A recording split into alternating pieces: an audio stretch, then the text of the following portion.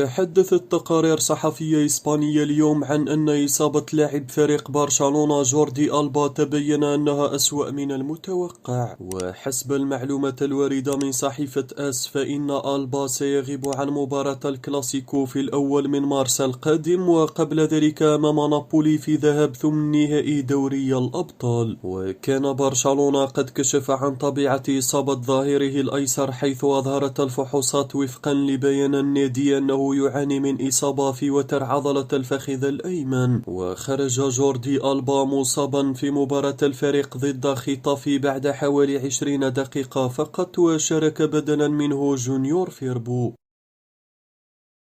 يواجه ثنائي فريق برشلونة الإسباني خطر الغياب عن مباراة الكلاسيكو أمام ريال مدريد، والمقرر إقامتها يوم الأول مارس المقبل في الجولة 26 من الدوري الإسباني لكرة القدم. ووفقا لصحيفة سبورت الإسبانية فإن كليميت لونغلي وسامويل أومتيتي مهددان بالغياب عن الكلاسيكو بسبب تراكم البطاقات الصفراء، ويملك الثنائي الفرنسي 4 بطاقات صفراء، وإذا حصل أي منهما على بطاقة جديدة أمام إيبار في المباراة المقبلة فلن يشارك أمام الريال. كليمنت لم يشارك في مباراة البارسا أمام خيتافي والتي أقيمت يوم أمس وانتهت بفوز البلاوغرانا، حيث تعرض للطرد أمام ريال بيتيس في الجولة الماضية، لكنه ما زال يمتلك 4 بطاقات صفراء.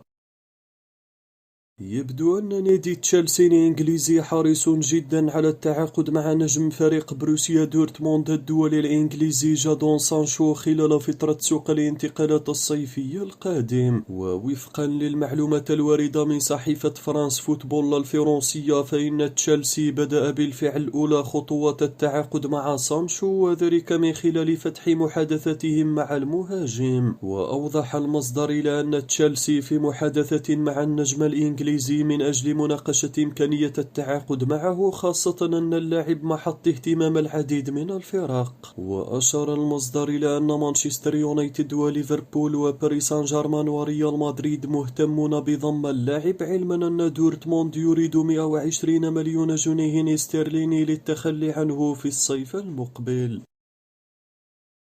أعلن ماوريسيو ساري المدير الفني ليوفنتوس قائمة فريقه لمواجهة بريشيا على ملعب أليانز ستاديوم ضمن مباريات الجولة 24 من الدوري الإيطالي لكرة القدم. وخلت القائمة من اسم النجم البرتغالي كريستيانو رونالدو، والذي حصل على راحة قبل عودة منافسات دوري الأبطال. ولم تشر أي تقارير لتعرض رونالدو لأي إصابات أو مشاكل بدنية عقب مباراة إيسي ميلان في الكأس، حيث سجل في آخر 11 مباراة بقميص السيد العجوز. وبسبب الإصابة استمر غياب كل من دوغلاس كوستا وفريديريكو برناردسكي وسامي خضيرا وديميرال، في حين شهدت القائمة عودة قائد الفريق جورجيو كيليني والذي غاب لعدة أشهر.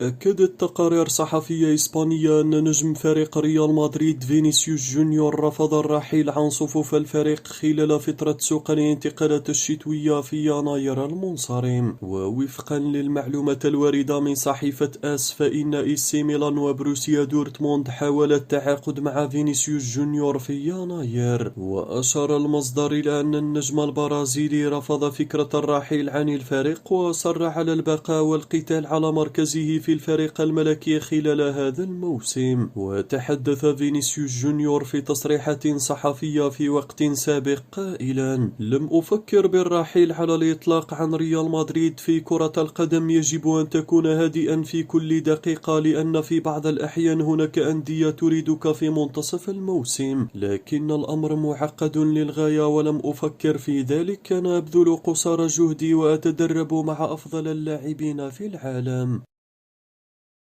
كشفت صحيفة ماركا الإسبانية أن البرازيلي رينيار خيسوس جناح فريق فلامينغو والمنضم حديثا لريال مدريد وصل إلى العاصمة الإسبانية مدريد يوم أمس. ريال مدريد كان قد أعلن ضم رينيار خيسوس خلال نافذة الانتقالات الشتوية في يناير قادما من فلامينغو مقابل 30 مليون. ووصل البرازيلي إلى مدريد متأخرا نظرا لمشاركته في البطولة التمهيدية المؤهلة للأولمبياد لأقل أقل من 23 عاما رفقة منتخب البرازيل. وبحسب صحيفة ماركا فإن من المتوقع أن يتواجد رينيير خيسوس في مباراة ريال مدريد أمام سيلتا فيغو في الدوري الإسباني لكرة القدم. وعلى جانب آخر ذكرت صحيفة موندو ديبورتيفو الإسبانية أن رينيير سيتواجد في البرنابيو مجددا يوم الثلاثاء ليتم تقديمه لوسائل الإعلام. رينيير سيلعب مع فريق الكاستيا تحت قيادة أسطورة الفريق راؤول غونزاليز، وسيلعب مع الفريق الأول إذا قرر الفرنسي زين الدين زيدان الاعتماد على لاعب خط الوسط. يستهدف ريال مدريد التعاقد مع كيفين دي بروين خلال الفترة المقبلة من سوق الانتقالات، خاصة بعد قرار الاتحاد الأوروبي بحرمان مانشستر سيتي من المشاركة الأوروبية لمدة موسمين. ووفقا للمعلومات الواردة من صحيفة موندو ديبورتيفو الإسبانية فإن زيدان يحلم بالتعاقد مع النجم البلجيكي كيفين دي بروين مستغلا وضع السيتيزن. وأضاف المصدر إلى أن فلورنتينو بيريز يخطط لاستغلال الثنائي البلجيكي ثيبو كورتوا وإيدين هازارد من أجل إقناع كيفين دي بروين بالانتقال إلى الريال. ونوهت الصحيفة إلى أن رحيم ستيرلينغ نجم مانشستر سيتي على أجندة ريال مدريد كذلك، علما أن اهتمام ريال مدريد بضم الإنجليزي ليس جديدا. يستضيف فريق ريال مدريد مساء اليوم على ملعبه سانتياغو برنابيو منافسه سيلتا فيغو ضمن فعالية الجولة 24 من عمر مسابقة الدوري الإسباني لكرة القدم. ويتصدر فريق ريال مدريد جدول ترتيب الدوري الإسباني برصيد 52 نقطة، بينما يحتل سيلتا فيغو المركز 18. ويدخل الفرنسي زين الدين زيدان مدرب فريق ريال مدريد المباراة وهدفه هو تحقيق الفوز من أجل الانفراد مرة أخرى بصدارة ترتيب الدوري بعيدا عن برشلونة الذي انتصر يوم أمس. وكشفت صحيفة آس الإسبانية عن تشكيلة ريال مدريد المتوقعة في مباراة اليوم ضد سيلتا فيغو، حيث سيدفع زيدان بتشكيلته الأساسية من أجل الفوز بالنقاط الثلاث. وأشارت الصحيفة إلى أن زيدان سيلعب بطريقة 4-4-2 بتواجد الثنائي كريم بنزيما وفينيسيوس جونيور في خط الهجوم، حيث فضل الفرنسي عدم الدفع بنجمه البلجيكي إيدين هازارد في بداية المباراة بعد عودته من الإصابة مؤخرا. وجاءت تشكيلة ريال مدريد المتوقعة في هذه المباراة على النحو التالي: في حراسة المرمى البلجيكي ثيبو كورتوا، في خط الدفاع من الجانب الأيسر مندي، راموس، فاران وكارفاخال، في خط الوسط فريديريكو فالفيردي، لوكا مودريتش، كازيميرو وتوني كروس، وفي الهجوم الثنائي الفرنسي كريم بنزيما والبرازيلي فينيسيوس جونيور. ما هي توقعاتكم عشاق الميرينغي لهذه المباراة؟ وما هي اختياراتكم لتشكيلة هذا اللقاء؟ وهل تتوقعون أن يشارك إيدين هازارد في هذه المباراة وأن يتألق مجددا؟